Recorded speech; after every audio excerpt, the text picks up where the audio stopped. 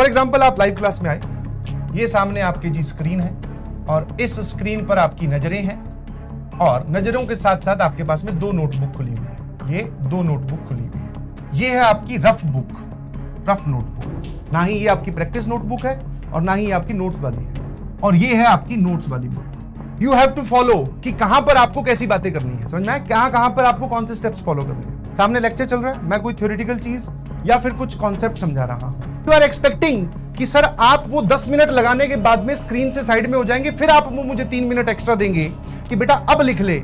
ऐसा नहीं होगा जी, मैं ऐसा नहीं करता हूं। मैं साथ में इस स्लाइड पे आया, यहां पे 10 बातें या 6 बातें लिखी हुई थी, मैं साथ में कुछ समझा रहा था। आप इनको देख देख के मेरी बातें समझते हुए भी नोट कर सकते हो। बट जहां पर मैंने कुछ चीज एडिशनली समझाने की कोशिश की, बिकॉज ये तो जनरल बातें हैं, मैथ्स में टॉपिक जो है थोड़ी कई बार क्रिटिकल भी आते हैं, जहां आपको लगा कि समझना जरूरी है, आप अपना पेन रोक लीजिए, समझने पे ध्यान दीजिए।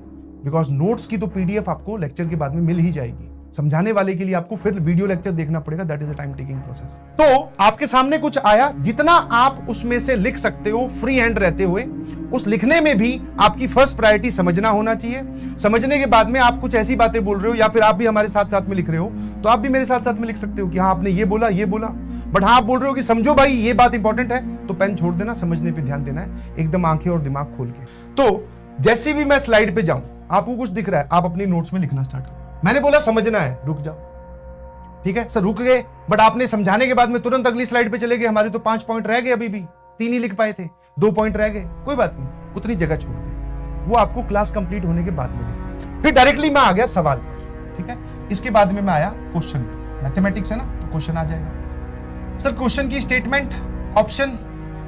अब कुछ लोग या कुछ बच्चे जाने अनजाने में पहले तो सवाल देखते ही इस सवाल की स्टेटमेंट और ये ऑप्शन अपनी नोटबुक में लिखना स्टार्ट कर देंगे। ईमानदारी से बता रहा हूं, मैथ्स का सवाल आपको लिखने में करीबन 5 या 7 मिनट चाहिएगी, ऑप्शन समेत लिखने में या ऑप्शन के साथ लिखने में आपको 5 मिनट लगेगी वो पूरा सवाल लिखने में। और 5 मिनट में उस स्क्रीन पे रुकूंगा भी नहीं, मैं सवाल एक्सप्लेन करूंगा, उसका सॉल्यूशन एक्सप्लेन करूंगा, आगे बढ़ जाऊंगा। तो आपको स्क्रीन पे सवाल देखते ही क्या करना है, इस नोटबुक पे भाग जाना है। सवाल देखा, मेरे साथ साथ पढ़ा, या फिर सवाल दिखने के बाद में टाइम दिया जाता है आपको पढ़ने का, अटेम्प्ट करने का।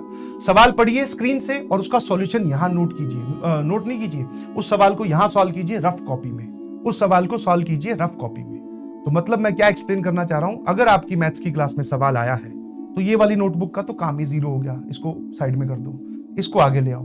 पेन अब जो है आपका रफ कॉपी में चलेगा, आड़ा तिरछा, जैसे भी आप रफ कॉपी में काम करते हैं वैसे। मेरे बराबर सॉल्व कर पाए, बहुत अच्छी बात, सॉल्यूशन सही आ गया, बहुत अच्छी बात, नहीं सही आया फिर जो मैं समझा रहा हूं उस पर ध्यान दीजिए, समझ में आया? आपको क्वेश्चन अटेम्प्ट करने का टाइम दिया जाएगा, नोट्स बनाने का टाइम नहीं दिया जाएगा। तो आप जो है वो सर सॉल्यूशन फिर आपको लास्ट में, जैसे मान लो आपने ये इस पे सॉल्व किया, आंसर आपका सही आ गया, बहुत अच्छी बात। आंसर सही नहीं आया, समझो कि कहां पे गलती हुई। उसके बाद में अगर आपको लग रहा है कि सर अभी भी स्क्रीन पर है, कुछ बच्चे रिपीट बोल रहे हैं, सर अभी भी स्क्रीन पे रुके हुए हैं, बट मेरा तो ये सवाल सॉल्व हो गया, नाउ स्टार्ट राइटिंग, इस नोट्स बनाने में लिखना स्टार्ट कीजिए। और उसमें भी पहले सॉल्यूशन लिख लो, आपको दिख जाएगा कि सवाल कितना बड़ा है, उतनी लाइन छोड़ दो, 2 या 3 लाइन छोड़ दो। अच्छा 2-3 लाइन से बड़ा सवाल हुआ, कोई बात नहीं, थोड़ा चींटी टाइप लिख लेना, पतला पतला लिख लेना। आपको सॉल्यूशन नोट करना है, क्या मेरी बात समझ पा रहे हो? This is the way you should make notes. Sir इसकी सवाल की स्टेटमेंट फिर, अरे भाई पीडीएफ की नोट्स मिलने तो वाली है, ऑप्शन लिखने की भी जरूरत नहीं है। ऑप्शन सिर्फ आपको मदद करता है इनिशियली सवाल के बारे में सोचने में। आपको अपने क्लास के चारों ऑप्शंस ABCD वो सारे के सारे इसमें नहीं लिखने, आपको सिर्फ सवाल की स्टेटमेंट लिखनी है। किस साल में पूछा गया था, आपने इस सवाल को सर आपने इस सवाल को इंपॉर्टेंट बोला कि हाँ भाई ये वाला टॉपिक थोड़ा रिपीटिंग है, आपने उस पर स्टार लगवाए, तो ये स्टार हम उस सवाल पे लगा लेंगे, आपको ऑप्शंस नहीं लिखने। समझ में आता है?